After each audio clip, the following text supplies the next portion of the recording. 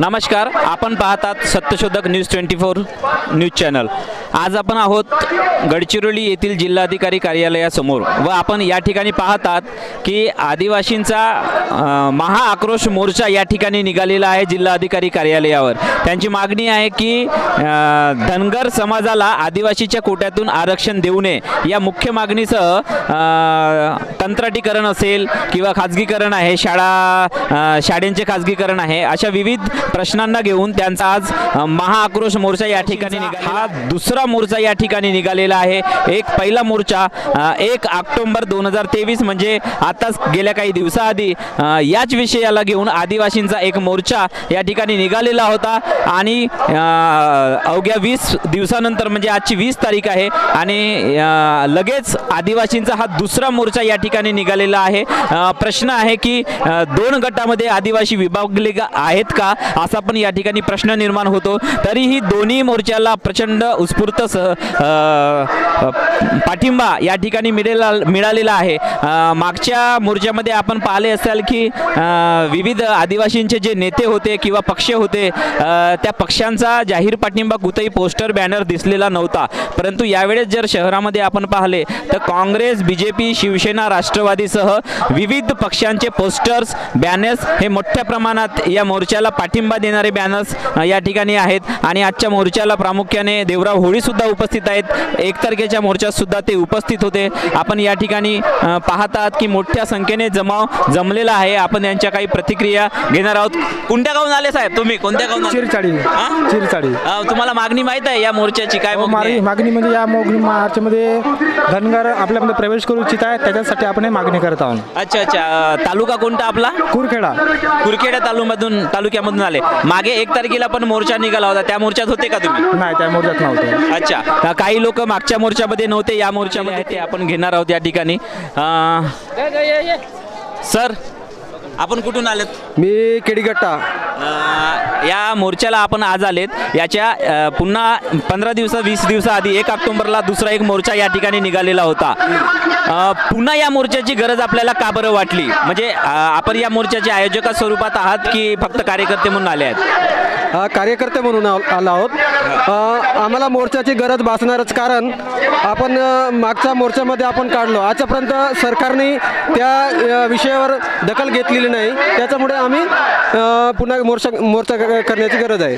मागच्या मोर्चामध्ये अनेक पक्ष संघटना म्हणजे काँग्रेस सारखे, बीजेपी सारख्या लोकांनी पाठिंब्याचे पोस्टर लावलेले नव्हते, परंतु या मोर्चाला पाठिंब्याचे पोस्टर वगैरे लावले आहेत। आपल्या आदिवासींच्या समाजामध्ये असे काही 2 भाग आहेत का? एक पक्षाचं नेतृत्व स्वीकारणारा आणि एक फक्त संघटनांच्या भरोश्यावर आंदोलन करणारा, असे काही 2 गट आहेत का? हो, कारण कसं आता राजकारण करतात फक्त समाजावर, वस्तुस्थितीमध्ये काम करत नाही। जे समस्या आहे आदिवासीवर ते फक्त राजकारणापुरती करतात। आजचा मोर्चा आम्हाला असा दिसला का हा जसा राजकीय स्टंट आहे, कारण मागच्या मोर्चामध्ये आदिवासी विकास युवा परिषदेने मागचा मोर्चा पुकारलेला होता, त्यामध्ये सुद्धा अशाच प्रकारची गर्दी होती, परंतु त्या ठिकाणी मोर्चाचे बॅनर, पाठिंब्याचे बॅनर कोणत्याही नेत्यांनी लावले नव्हते। मग हा मोर्चा हा राजकीय स्वरूपाचा मोर्चा आहे का? आजचा जो मोर्चा आहे ना, हा राजकीय स्वरूपाचा मोर्चा आहे। अच्छा, अनेक राजकीयांचा यात सहभाग आहे, अनेक राजकीयांचा या ठिकाणी सहभाग आहे। मागच्या मोर्चामध्ये समाजाचा आक्रोश होता। या मोर्चामध्ये जरी समाजाचा आक्रोश असला तरी राजकीय पुढाऱ्यांचा जास्त सहभाग या ठिकाणी आहे। सर, आपण कुठून आलात? मी ग्रामसभा पैडीवरून आलो, एटापल्ली तहसील आहे आणि मी आज या आमच्या महाआक्रोश मोर्चेमध्ये सहभागी होण्याकरिता एक आदिवासी समुदायामधून आलेला आहे। आजचा मोर्चा नेमका कोणाचा, आयोजन कोणाचा हे सांगू शकाल का? हे आयोजन कर्मचारी वर्गाने आयोजन केलेलं आहे आणि त्या सर्व वर्गांनी आपापल्या संघटनेचे नावं टाकलेले आहेत, पण त्यांनी ग्रामसभेचा एकही त्याच्यामध्ये उल्लेख केलेला नाही आहे। कारण मागील महिन्यामध्ये आम्ही 1 तारखेला ग्रामसभेच्या वतीने आणि काही पुन्हा विविध संघटनांनी खूप मोठा असाच एक जहाल मोर्चा काढलेला होता आणि चक्काजाम केला होता, पण आजच्या याच्यामध्ये या कर्मचारी वर्गाने आमचा ग्रामसभेचा एक ओळीमध्ये नाव सुद्धा टाकलेलं नाही, तरी पण आम्ही आमचा कर्तव्य, आमचा समाज म्हणून आज आम्ही इथे उपस्थित झालेलो आहोत। या ठिकाणी आपण पाहतात की मागे 1 तारखेला जो मोर्चा झाला होता तो खऱ्या अर्थानं ग्रामस्थांचा किंवा ग्रामसभेचा आणि तमाम आदिवासी लोकांच्या त्या भावना होत्या, परंतु आजच्या मोर्चामध्ये ग्रामसभेचा सुद्धा उल्लेख नाही आहे असे ग्रामसभेमध्ये काम करणारे साहेब या ठिकाणी सांगत आहेत. सर, मग या मोर्चाला राजकीय म्हणजे स्वरूप असल्यासारखं आपल्याला वाटतोय का? हां, बिलकुल बिलकुल अगदी सत्य बोलता तुम्ही. मी तुमच्या या सोशल मीडियाच्या सहाय्याने मी सांगू इच्छितो, कारण की आजपर्यंत आपल्यावरती ज्या काही अन्याय अत्याचार झाले आहेत या वेळेस सत्तेमध्ये काँग्रेस किंवा BJP हेच सरकार आहे आणि या वेळेस सुद्धा केंद्र सरकारमध्ये किंवा राज्य सरकारमध्ये जे काही फेरबदल होत असतात, कायद्यात असो किंवा मग अन्यायाबद्दल असो, पण यांनी आजपर्यंत तोंड उघडलेलं नाही आहे. आज इथे लोक एकत्र येणार आणि समाजाचे आमचे वोट बँक वाढणार म्हणून ह्या काही काँग्रेस आणि BJP किंवा इतर संघटना पार्टी आणि पक्षांनी इथे सहभाग घेतलेला आहे असं आम्हाला दिसून येत आहे. म्हणजे राजकीय पक्ष या ठिकाणी आपली पोळी शेकत आहेत असं तुमचं म्हणणं आहे? बिलकुल बिलकुल बिलकुल. कारण की मागच्या आम्ही चक्काजाम आंदोलनामध्ये बघितलं, आमच्याबद्दल आदिवासींच्या बद्दल एकही होल्डिंग त्या चौकामधल्या मेन चौकामध्ये गांधी चौकामध्ये लागलेलं नव्हतं. सर्व बाकीच्या दुसऱ्या समाजाबद्दल आम्ही ते बघितलेलं आहे. आमच्या समाजाबद्दल एकही होल्डिंग बघितलेलं नाही. याच्यामुळे आम्हाला असं वाटते की तो जो पार्टी पक्षाचा व्यक्ती आहे तो आपल्या वोट बँकसाठीच आज इथे उपस्थित झालेला आहे. आज कोणत्या पक्षाचे नेते आमदार या ठिकाणी उपस्थित आहेत माहित आहे? आज आता इथे आम्ही बघतोय की जे विद्यमान जे सरकार आहे इथली ते तसे BJPचे आमदार आहेत आणि आजी माजी पण आहेत काँग्रेसचे, आणि पुन्हा याच्यामध्ये बाकी आम्ही ओळखत नाही जास्त लोकांना, आणि काही लोक आपल्या याचा नाही आलेले आहेत. माझं काहीतरी जमेल समोरच्या आम्ही 24 एक महत्त्वाची गोष्ट आहे की मागच्या आंदोलनामध्ये आम्ही असं ऐकलं आहे की जवळपास 25-30 लोकांवरती केस लागल्या. मागच्या आंदोलन हा खास करून जनतेनं उभारलेलं आंदोलन असल्यासारखं होतं. त्या आंदोलनात 30 लोकांवर केस लागल्या होत्या. त्या केसेसबद्दल आपण काय म्हणाल? त्या जाणीवपूर्वक लागल्या होत्या की कसे काय? बरोबर आहे. आम्ही समाजाबद्दल आस्था आमच्या मनामध्ये असल्यामुळे सर्व लोकांनी आम्ही तिथे एक चक्काजाम केलेला होता, पण आम्ही कोणत्याही वाहनाला किंवा शासकीय मालमत्तेला इजा पोहोचवलेली नसताना सुद्धा त्यांनी प्रशासनाने आम्हावर 30 लोकांवरती गुन्हे नोंद केले आणि आम्ही त्याची दखल घेण्याकरिता आदिवासी विकास मंत्री यांच्याकडे धाव घेतली आणि त्यांनी लिखित स्वरूपामध्ये दिलेलं आहे की मी ते तुमचे गुन्हे मागे घेण्यास सांगेन असं म्हटलेलं आहे, पण अजूनपर्यंत आम्हाला काही त्याच्याबद्दल प्रत्युत्तर मिळालेलं नाही आहे. त्याच्यामुळे आम्हाला असं वाटते की ते पण त्याच सरकारचे माणसं आहेत असं आम्हाला वाटते. धन्यवाद सर. या ठिकाणी आदिवासी विकास युवा परिषदेचे विनोद मडावी सुद्धा प्रामुख्याने उपस्थित आहेत. साहेब, आपली या ठिकाणची मुख्य मागण्या म्हणजे 2-3 मुख्य मागण्या काय आहेत नेमक्या? हां, धन्यवाद. सर्वात प्रथम सत्यशोधक SN24 न्यूजचा मी स्वागत करतो की या ठिकाणी आज 20 ऑक्टोबर आजच्या दिवशी मोठ्या प्रमाणामध्ये लोकांचा आक्रोश मोर्चा या ठिकाणी कलेक्टर ऑफिसला आलेला आहे. त्याच्यात मेन मागणी हेच आहे की जे 1 तारखेला आम्ही आंदोलन केलं होतं आणि धनगर हे आमच्या आदिवासीमध्ये नको पाहिजेत, याप्रती लोकांची खूप मोठ्या या जिल्ह्यामधून लोक आलेले आहेत आणि खूप मोठा रोष आहे की आमच्या आदिवासीमध्ये कुठलीही जात नको, आम्ही जमातवाली माणसं आहोत, कुठलीही जात नको प्रथमतः. त्याच्यानंतर या ठिकाणी या मोर्चामध्ये असं पण आहे की जे आताच आमदारांनी सांगितलेलं आहे की 1 तारखेला ज्यांच्यावर गुन्हे नोंद झाले ते त्यांचे गुन्हे हे मागे घेण्याचा निर्णय या राज्य सरकारला आम्ही करू बा अशा पद्धतीचा निर्णय या जिल्ह्याचे आमचे आमदार सन्माननीय होडी साहेब यांनी वक्तव्य केलेले आहेत. आजच्या मोर्चामध्ये केले का? आजच्या मोर्चामध्ये केलेले आहेत आणि त्यांचा आम्ही स्वागत करू. जर त्यांनी फक्त बाता मारत असतील आणि जर होऊ देत नसतील तर आम्ही त्यांचा प्रचाराकडे त्यांना आमच्या गावाकडे नाही कुठंच फिरकू देणार नाही. या माध्यमातून त्यांना आव्हान आहे आमचा. यांचं म्हणणं आहे की आज आमदार होळी या ठिकाणी उपस्थित आहेत आणि त्यांनी यांना आश्वासन दिलं आहे की तुमच्यावर 1 तारखेला जे गुन्हे लादले होते ते गुन्हे आम्ही मागं घेणार आहोत असं यांचं म्हणणं आहे. या ठिकाणी बहुसंख्य लोक आहेत. काका, कोणत्या गावावरून आल्या? भेटेकला कोरची तालुका, कोरची पासून या ठिकाणी लोक आलेले आहेत. सर, जे आताचे जे तत्कालीन आपले जे आमदार आहेत देवरावजी होळी हे जो आहेत आपल्या आदिवासी समाजामधून फक्त निवडून येतात, परंतु समाजासाठी हे कुठलाच मदती म्हणजे काही कारोबार करत नाही. उलटे आपल्या समाजाला कुठे डावलल्या जात आहे आणि आपल्या समाजालाच हे संपवण्याचे जे कामं करत आहेत. हे आमदार जे होळी देवरावजी होळी आहेत यांनी आपल्या गडचिरोली जिल्ह्यामध्ये मेक इन गडचिरोलीचा हे प्रोजेक्ट आणून आपल्या आदिवासीच्या लोकांना योजनेचे नाव सांगून आपल्या आदिवासी लोकांना फसवून आज मारण्याचे हे जे कामं केलेले आहेत. आज आपल्या गडचिरोली जिल्ह्यामध्ये हे प्रोजेक्ट राबवतात, फक्त नुसत्या नावानं राबवतात आणि आपले स्वतः पैसे खाऊन घेतात आणि लोकांवर बँकेचे कर्ज लावून हे ठेवलेले आहे. आमदार होळी यांच्यावर प्रचंड रोष जनतेचा दिसत आहे. त्यांनी विविध प्रोजेक्टच्या माध्यमातून पैसे खाण्याचा प्रकार या ठिकाणी केलेला आहे असं यांचं म्हणणं आहे. आणि आम्ही जो न्याय मागण्याकरिता आम्ही संविधान चौक नागपूरला आम्ही उपोषण केले असतात. त्यावेळेस आमदार साहेब देवराव होळी यांनी आम्हाला म्हणजे तुमचे किती पैसे आहेत? तुमचे किती पैसे? माझ्यावर 10 लाख रुपयाचा कर्ज आहे. 10 लाख रुपये. 10 लाख रुपयांचा कर्ज यांच्या नावावर आहे असं ते म्हणत आहेत. तुम्ही घेतले होते का? हा, त्यांनी होळी साहेबांनी माझ्यावर तो 10 लाख रुपयाचा कर्ज लावून दिलेला आहे. कारण तो माझ्या नावानं कुठलीही योजना मंजूर झाली नाही, परंतु आपल्या लेटर पॅडवर काही अधिकाऱ्यांकडे लिहून देऊन की गंगाधर शेडमाके यांच्यावर 10 लाख रुपयाचा कर्ज बँकेने द्यावा अशा पद्धतीचा दिले आणि ठेकेदार आपलाच नेमून ते काम केले आणि माझी शेत सगळं सत्यानाश करून आज मला मराठी पाडी आणून ठेवली आहेत. मी ते न्याय मागण्याकरिता मी नागपूरला उपोषणाकरिता बसलो असता. तुमचं नाव काय आहे? माझं नाव गंगाधर शेडमाके आहे. मी राहता म्हटले आपण? मी राहणार वेलतूर तुकुमला राहतो. तालुका चामोर्शीचा. हे चामोर्शीचे आहेत. गंभीर समस्या त्यांनी या माध्यमातून या ठिकाणी मांडली आहे. मी नागपूरला उपोषणाकरिता बसलेला असतात तेव्हा माझ्यावर इज्जत दावा ठोकले हे आमदार साहेबांनी. कारण मग या मोर्चामध्ये ते आता नेतृत्व करत आहेत, बरोबर आहे? करत आहेत, पण आम्ही त्यांचा धिक्कार करत आहोत. कारण तू ते आपल्या समाजासाठी कुठल्याही पद्धतीत लढत नाही, उलटा आपला समाज हे दाबण्याचं काम करत आहेत. अशा आमदाराचा आम्ही निषेध करतो. आमदार हे आमच्या समाजासाठी काही करत नाही असं त्यांचा म्हणणं आहे. या ठिकाणी मोठ्या संख्येने महिला सुद्धा या आंदोलनात सहभागी आहेत. ताई, कोणत्या गावावरून आले तुम्ही? करपडा तालुका आरमोरी तालुक्यावरून आल्या. तुम्हाला मोर्चामध्ये काय मागणी आहे माहित आहे का? कशासाठी आल्या? आपल्या हक्काची, आपल्या आदिवासी राहिलं पाहिजे. धनगरांना आदिवासीमध्ये टाकू नये ही मागणी. ही मागणी माहित आहे ना तुम्हाला? तुम्हाला कोणाच्या नेतृत्वात आल्या तिथून? तुम्हाला कोणी आणले? आम्हाला कोणाला हाजी बोला. धनकराला हटवा आणि आदिवासीला तुम्ही आदिवासीला हक्क द्या आपला, आदिवासी लोकांना. आजी सुद्धा या वयात. आजी किती वय आहे? माझी 65 वर्ष आहे.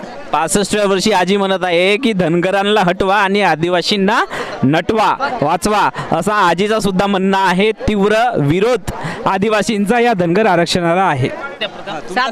साधना कन्नाके, सुशी दाबगाव, चंद्रपूर जिल्ह्यावरून सुद्धा आले आहेत. का म्हणले तुम्ही सांगा एकदा? आदिवासी मागं आहे, समोर गेले पाहिजे. आदिवासी हे मागं आहेत आणि ते पुढे गेले पाहिजे अशा या ताई या ठिकाणी सांगत आहे. आदिवासी धनकरला हटवले पाहिजे, आदिवासी समोर गेले. आंदोलन हा मोठ्या स्वरूपाचा आहे व या आंदोलनामध्ये नागपूरवरून सुद्धा आदिवासी विकास युवा परिषदेचे काही नेते मंडळी या ठिकाणी आलेले आहेत. आपण त्यांच्यासोबत वार्तालाप करणार आहोत. सर, आपलं नाव काय, परिचय? दिनेश अंबादास शेराम, अध्यक्ष अखिल भारतीय आदिवासी विकास परिषद आणि सिनेट मेंबर नागपूर विद्यापीठ. अच्छा सर, सिनेट मेंबर सुद्धा आहेत नागपूर विद्यापीठाचे आणि तेवढ्या दुरून या ठिकाणी आले आहेत. भरघोस प्रतिसाद या मोर्चाला आपण पाहत आहोत सर. परंतु एक प्रश्न मला असा आहे की मागे 1 तारखेला सुद्धा या ठिकाणी अशाच प्रकारचा एक मोठा मोर्चा निघालेला होता आणि त्या मोर्चामध्ये आपण जर पाहिले असते तर विविध पक्षाचे लोक जरी आले असले तरी त्यांचा पाठिंबा होता की नाही माहीत नाही, परंतु त्यांचे काही पोस्टर होर्डिंग्स त्यावेळेस नव्हते. परंतु यावेळेस सगळ्या पक्षांचे, काँग्रेस, राष्ट्रवादी, इव्हन जे सत्तेत आहेत ते BJP, त्यांचे सुद्धा होर्डिंग्स यावेळेस आहेत. आपण याबाबत काय म्हणाल की हा राजकीय स्टंट आहे की काय आहे बा? निश्चित राजकीय स्टंट म्हणता येणार नाही आहे, कारण की आत्ता जर सध्या महाराष्ट्र राज्याची स्थिती पाहिली तर सर्वच लोक आदिवासींच्या आरक्षणामध्ये घुसखोरीचा प्रयत्न मोठ्या प्रमाणात होऊन राहिला आणि त्याच दृष्टिकोनातून नागपुरामध्ये आम्ही नुकताच एक बेमुदत साखळी उपोषण संयुक्त आदिवासी कृती समितीच्या माध्यमातून केलेलं होतं आणि राज्याचे जे आदिवासी विकास मंत्री होते डॉक्टर विजयकुमार गावित यांना प्रत्यक्ष त्या उपोषणस्थळी येऊन आंदोलन सोडवावं लागलं आणि परंतु तरीही त्यांनी जे 27 ऑक्टोबरपासून सप्टेंबरपासून धनगर समाजाला जे 50 दिवसाची मुदत दिलेली आहे, मंत्री महोदयांनी जरी आम्हाला लिखित आश्वासन दिलं की बा तुमचा आम्ही कोणत्याही म्हणजे धनगरासहित कोणत्याही जातीला अनुसूचित जमातीच्या आरक्षणामध्ये सामील करून घेणार नाही, परंतु धनगर समाजाला सुद्धा त्यांनी आश्वासन दिलेलं आहे की 50 दिवसानंतर आम्ही तुम्हाला समितीच्या माध्यमातून देऊ. तर 50 दिवस अजून व्हायचे आहे. त्याच्यामुळे आदिवासी समाजामध्ये जी जनजागृती आणि हा खरंच त्याचा एक कारण की प्रत्येक राजकीय पक्षाला सुरुवातीला वाटत होतं की आदिवासी समाज हा विखुरलेला आहे, परंतु नागपूरच्या आंदोलनातूनही आम्ही असं एक दिलं की संयुक्त आदिवासी कृती समिती म्हणजे ज्याच्यात मग कोणत्याही पक्षाचा असो कोणत्याही संघटनेचा व्यक्ती असो त्यांनी जर एकत्र येऊन जोपर्यंत संघर्ष केला नाही कोणतंच सरकार झुकणार नाही. म्हणून त्याच दृष्टिकोनातून आजचा जो जनसैलाब इथे दिसतोय तर आदिवासी समाज आता जागृत झालेला आहे की त्यांनी संयुक्तिकरित्या एकत्र येऊन जर केला तर कोणत्याही सरकारला त्यांचा निर्णय पाठीमागे घेण्यास बाध्य करू शकतो. तुम्ही म्हटल्या की आम्ही संयुक्त रीतीने काम करत आहोत किंवा एकत्रितरित्या हा विरोध दर्शवत आहोत, परंतु मग या गडचिरोली जिल्ह्यामध्ये 2 मोर्चे या ठिकाणी झालेले आहेत. तर मग अशा काही 2 विभागण्या आदिवासी समूहामध्ये आहेत का? तो मोर्चा की श्रेयाचा हा लढा आहे असा हा प्रश्न उपस्थित नाही, तो 2 मोर्चा म्हणजे सुरुवातीला जी ठिणगी, कारण कोणत्याही आंदोलनाची सुरुवात होणे महत्त्वाची असते आणि त्या दृष्टिकोनातून आमच्या युवकांनी म्हणजे सगळ्यात पहिले तर पूर्ण महाराष्ट्र राज्यातील युवकांनी त्याची सुरुवात केली, रस्ता रोको आणि याच्यावर केलेला होता आणि त्याच दृष्टिकोनातून जे सर्वप्रथम कारण युवकांनी सुद्धा सामोर येणे आवश्यक होतं, युवकांनी एक तीव्र स्वरूपाचं त्यांच्या पद्धतीने जे एक आंदोलन केलं, रस्ता रोको केलं, त्याच्यावर गुन्हेही दाखल केले आणि मग आम्ही नागपूरच्या मोर्चामध्ये आम्ही माननीय मंत्री महोदयाकडून लिखित आश्वासन घेतलेलं आहे की जेवढ्याही फक्त गडचिरोलीच नाही तर महाराष्ट्र राज्यातील जेवढेही आंदोलक जे आमचे आदिवासी युवक युवती कार्यकर्ते होते त्यांच्यावर दाखल केलेले गुन्हे हे तात्काळ मागे घेण्यात यावे. तर तो युवकांचा जो उठाव होता आणि आज त्याची संपूर्ण ती एक ठिणगी होती. आज संपूर्ण महाराष्ट्रात आज अमरावतीमध्ये सर्व सामाजिक संघटनेच्या वतीने मोर्चा आहे, आज भंडाऱ्यामध्ये सुद्धा आहे आणि हा लोन सगळं आता महाराष्ट्रभर पसरलेला आहे. तर ही एक सुरुवात होती युवकाची, त्याच्यामुळे आता आदिवासी समाजाची युनिटी झालेली आहे. त्याच्यामुळे आता सरकारने आदिवासींना कोणत्याही पक्षाने गृहीत धरू नये हा महत्त्वाचा संदेश या निमित्ताने सर सांगत आहेत की सरकारने आता आदिवासींना कुठल्याही प्रकारे गृहीत धरू नये हे ते जागे झाले आहेत आणि पहिला मोर्चा जो निघाला तो काही वेगळा नव्हता, ती एक ठिणगी होती आणि आता हा पेट घेतलेली आग आहे असं सरांचं म्हणणं आहे. आम्ही सर्व एक आहो आणि तो जो मोर्चा होता तो युवकांचा आक्रोश होता, याच्यामध्ये सर्व तिथेही तेच आदिवासी सहभागी झाले होते आणि आजच्या आंदोलनात सुद्धा सहभागी झालेले आहेत. समस्त महाराष्ट्रभर आजचं आंदोलन हे होत आहे असं सरांचं म्हणणं आहे. धन्यवाद सर. झाला त्या मोर्चामध्ये आम्ही जवळपास 26 मागण्या ठेवलेल्या होत्या. याच्यातमध्ये काही शासन स्तरावरच्या आहेत आणि काही स्थानिक आहेत. तर या मोर्चाला जो जनप्रतिसाद मिळाला त्याला मुख्य कारण आहे धनगर जातीचा असंविधानिक समावेश शासन करू इच्छित आहे. तशा विविध बैठका होत आहेत. आम्ही मीडियावरती ऐकत असतो, लोक ऐकत असतात. लोकांनाही भीती झाली की पुन्हा आदिवासी समाज अजून मागासलेला असताना नवीन एक धनदांडगा समाज आपल्या जमातीमध्ये समावेश होऊ इच्छितो. त्यामुळे सर्वांचा जो जन आक्रोश आजच्या मोर्चा रूपाने दिसून आला. बरं, मला पुन्हा एक सांगायचं आहे की मागचा जो आंदोलन होता त्यावेळेस विविध जे पक्ष आहेत, संघटना आहेत, राजकीय पक्ष आहेत, त्यांचे होर्डिंग्स आम्हाला पाहायला भेटले नाही, परंतु यावेळेस भाजप असो, काँग्रेस असो, राष्ट्रवादी असो, शिवसेना असो या सर्व मुख्य पक्षाचे होर्डिंग्स या ठिकाणी पाहायला भेटले. तर या मोर्चामागे राजकीय पक्षांचा म्हणजे पाठिंबा आहे का, त्यांचा काही या ठिकाणी सहभाग आहे का? नाही, याकरिता नाही की हा जनसामान्यामधून उठलेला आवाज आहे आणि यामुळेच इथं आम्ही पक्षभेद विसरून सर्व लोक एकत्र आलो. बी जे पीचे वरिष्ठ नेते आले, काँग्रेसचे वरिष्ठ नेते आले, इतर संघटनेचे वरिष्ठ नेते आले आणि एक समाज म्हणून एकत्र आलेला आहे. या ठिकाणी सर सांगत आहेत की समाज म्हणून सगळे ते जरी पक्षाचे असले तरी ते एका समाजाचे प्रतिनिधित्व करतात व त्यामुळे सर्व राजकीय पक्षाचे जे प्रतिनिधी होते ते या ठिकाणी आलेले आहेत. सर, 2 मोर्चे काढण्यामागे एक थोडासा एक प्रश्न उपस्थित झाला आहे की तो एक मोर्चा होता आणि हा एक मोर्चा आहे. हा दुसऱ्या मोर्चाची गरज आपल्याला का बरं वाटली? दुसऱ्या मोर्चाची गरज याकरता पडली कारण हा ऑलरेडी हा नियोजित कार्यक्रम होता. परंतु युवा सेना विकास परिषद यांचा जो युनिट आहे तो लक्की जाधव यांनी जे आव्हान दिलं होतं त्या अनुषंगाने गडचिरोली जिल्ह्यातल्या युवकांनी तो धरणं आंदोलन राबवलेला होता. सरांचं म्हणणं आहे की तो सुद्धा आंदोलन आपलाच होता, परंतु त्यावेळेस युवकांनी आवाज दिलं होतं व तो युवकांचा एक पुकारलेला बंड होता. सरकारच्या विरोधात म्हणा किंवा धनगर आरक्षणाच्या संदर्भात म्हणा, मोठ्या संख्येने त्याही वेळेस लोक आले होते आणि याही वेळेस त्यांच्यासह सगळे लोक. आपणास एक प्रश्न आहे, सरकारने नुकताच एक GR काढला आहे की शासकीय शाळा ज्या आहेत त्या शाळांचं खाजगीकरण करायचं, म्हणजे 62,000 शाळा हा खाजगी स्वरूपात ते कंत्राटदारांना किंवा उद्योजकांना देणार आहेत. व दुसरी एक आहे की 20 पटसंख्या असणाऱ्या शाळा ज्या आहेत त्याच्यापेक्षा कमी पटसंख्या असणाऱ्या शाळा आहेत त्या शाळा बंद करायच्या. परंतु आपला भाग माहीत आहे आदिवासी बहुल आहेत, अनेक गावापर्यंत अजूनही अद्याप शाळा पोहोचलेल्या नाही आहेत. अशा परिस्थितीमध्ये जिथं रस्ते पोहोचले नाही आहेत, जिथं काही सोयीसुविधा नाही आहेत, तिथल्या मुलांनी कुठल्या शाळेत जावं जर त्या शाळामध्ये 662 शाळा मला वाटते गडचिरोली जिल्ह्यातल्या यादीत आहेत आणि 612 शाळा जर आपण पकडल्या आणि प्रत्येक शाळेत 10-20 पोरं जरी असले तरी कितीतरी पोरांचा नुकसान या ठिकाणी होणार आहेत, वंचित राहणार आहेत. याबद्दल आपली काय मागणी होती सरकारकडे, आपण काय सांगाल?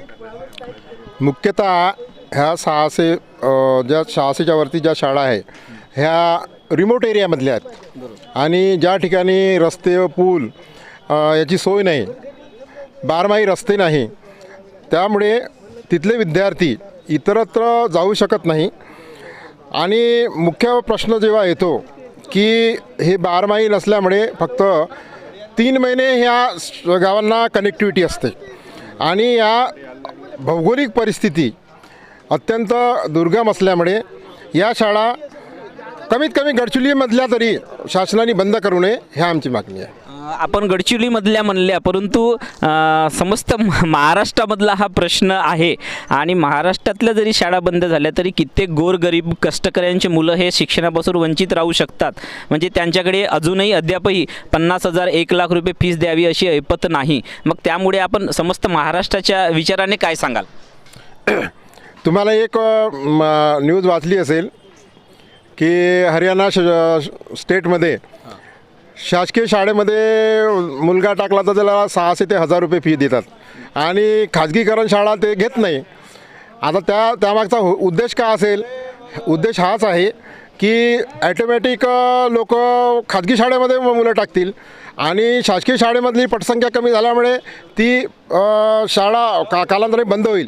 पण मुख्यतः ज्या शाळेचे जे पटांगण आहेत, शाळेचे ज्या वास्तू आहेत त्या आज मोक्याच्या ठिकाणी आलेल्या आहेत आणि याच्यावरती खाजगीकरणाचा डोळा आहे आणि हा हाणून पाडायचा असेल तर सर्वसामान्यांनी सर्व जनतेने या GRचा या निर्णयाचा विरोध करायला पाहिजे. एका वाक्यात तुम्ही काय सांगाल, खाजगीकरणाचा तुम्ही विरोध करणार आहात की समर्थन? आता खाजगीकरणाच्या विरोधात आहे. धन्यवाद सर.